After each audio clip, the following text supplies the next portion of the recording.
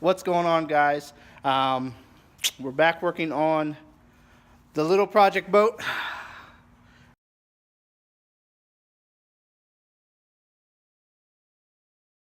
Today we are actually working on putting in the recessed plate. So right now, this actually goes to the big boat. As you can see, the big hole I just took out. But this actually goes to that. So while that one's in project mode, we're actually going to use this instead of going out and buying it, saving us some money right now on that, because we won't be using it on the big rig right now. So we did get the office chair cut out. We still never got to the plate actually, but we did cut it out for us to go fishing last weekend off of it. So we make sure that the boat actually is dry and put it out for its maiden voyage. What I found out, one, this is not 16 foot, it's 14 foot, which actually is better. I wanted a shorter boat, so 14 foot is awesome with me. Two, I really love the size of the deck.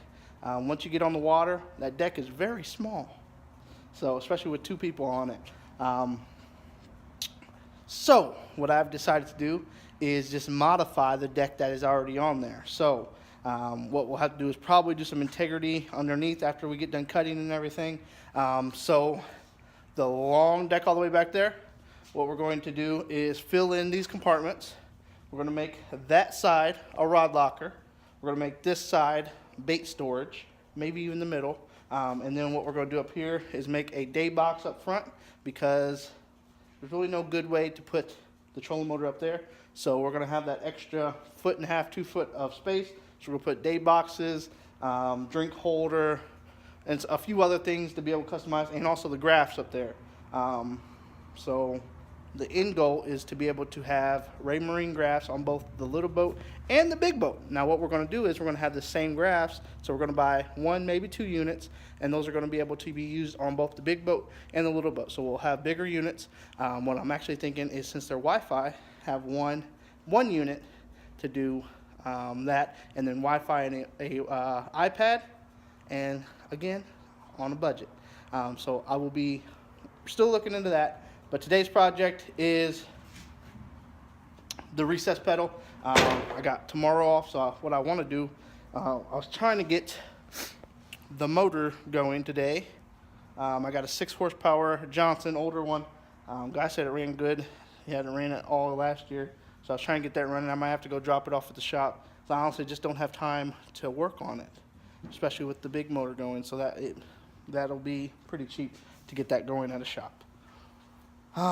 So that, guys, is the project for today. Getting the recess pedal in there.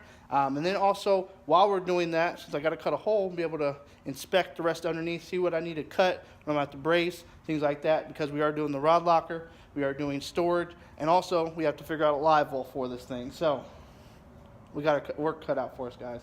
So stay tuned. I'm going to get the saw out, get the drills out, and get a 10.5 by 17.5 hole cut, get that thing, get that wide open, and see what we have to do, where we need to maneuver things like that. So stay tuned, guys. I'll check back in a few. I just was thinking about this while I was working, and I know a lot of you guys are going to say, why is he taking a recess pedal out of a Ranger and putting it in a John boat? All right, guys. So this is a 2004 Wow, just forgot the model number. But this is a 2004 model, and it did not come with a recess pedal. I actually had this installed. So it is an aftermarket recess pedal. I get this from the local marina that I use all the time. They have them on the shelf, literally. I just don't want to spend the $60 right now for it.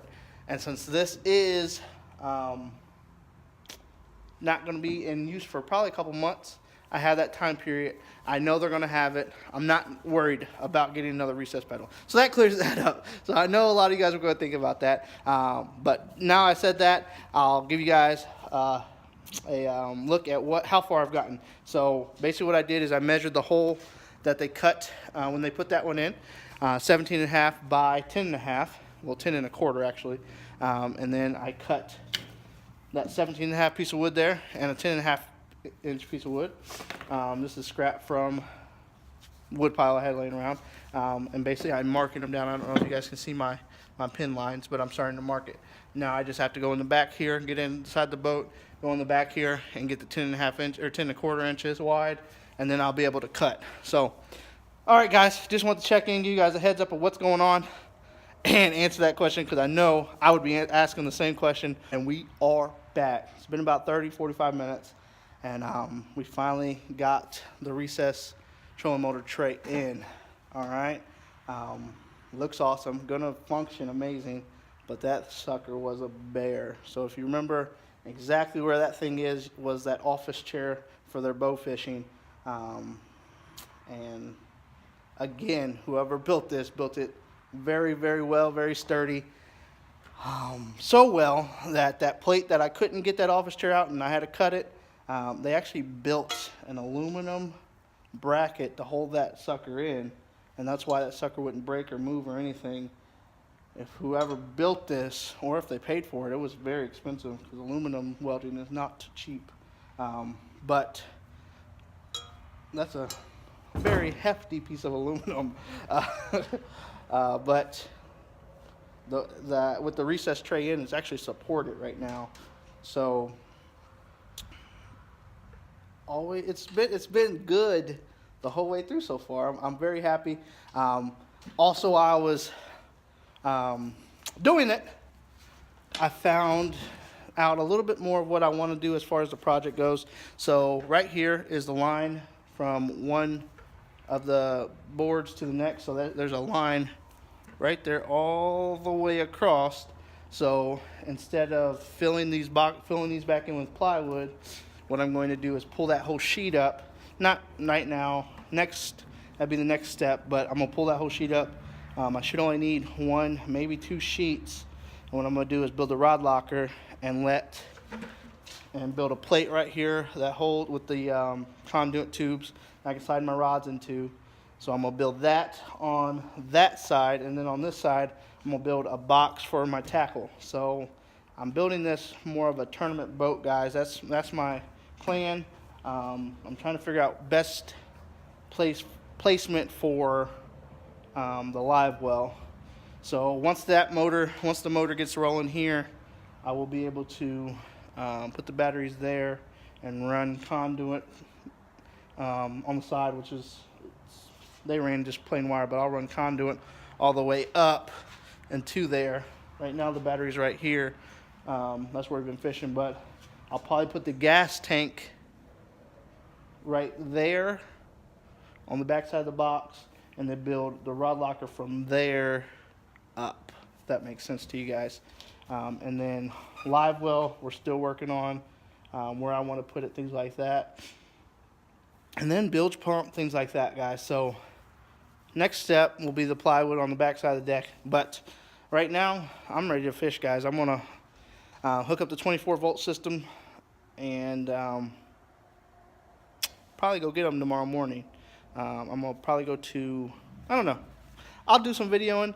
That'll be the next, just showing you guys how it fishes, things like that. But once we get the decking and how that's set up, we're gonna then paint it and sticker her up and do the thing up. So thanks for tuning in this video, guys. Step number 2 was the recess pedal. So I'm happy with that and how it turned out, even though it was a bear with getting the plate out. But definitely worth it all the way.